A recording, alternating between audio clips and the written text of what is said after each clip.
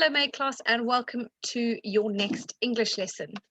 In the previous lessons, we have been planning our graphic novel, and yesterday's lesson, in the lesson number 2, you started writing your graphic novel and drawing the beginning, and we are going to be moving on from the beginning today. So let me share my screen with you.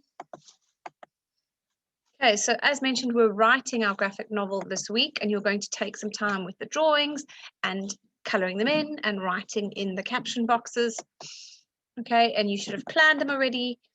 That was on Monday, and then yesterday you were writing out the beginning of your story, and I shared this as an example, and we were looking at including things in our writing and starting with fronted adverbials and making sure we're making use of speech bubbles.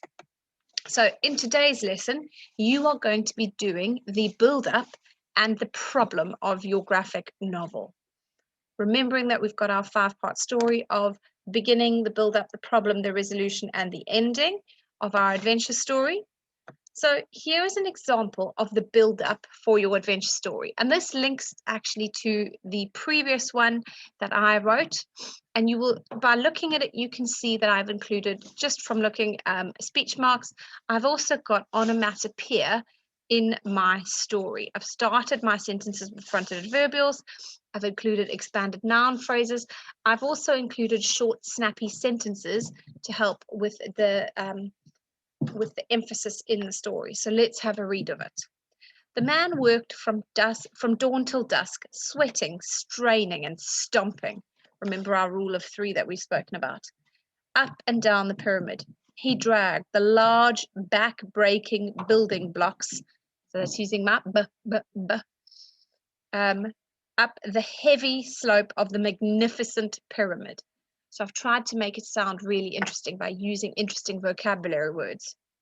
One day, while dreaming of a better life, the man was not paying attention to his work. He dropped his block. The Sphinx shattered. His slave master was extremely upset and threatened his life. What have you done? You shall now die. So that's the beginning, the building up to his problem.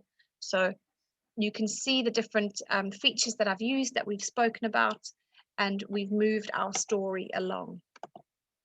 The build-up moves obviously onto our problem. So the man knew that if he did not escape, he would be put to death for his actions. He needed to escape. I must come up with an escape plan. And that's what he's thinking. So that is the problem. He needs to come up with an escape plan. He needs to escape, or he's going to be put to death for breaking the Sphinx. So remember, when you are doing your build-up and your problem, to take time when you're drawing and writing your that should say build-up and your problem. Okay, use color and try and make detailed drawings that add to your story. Also try and include your onomatopoeia and your similes and your metaphors in your captions as well. So your onomatopoeia would obviously be in the actual graphic that you draw, and then your simile and your metaphor could be in the other parts of it. So again, we're taking our time through this, so you're putting it together in a book format for me, so that when you arrive back at school on Monday, I will be able to page through your graphic novels and see the work that you have done.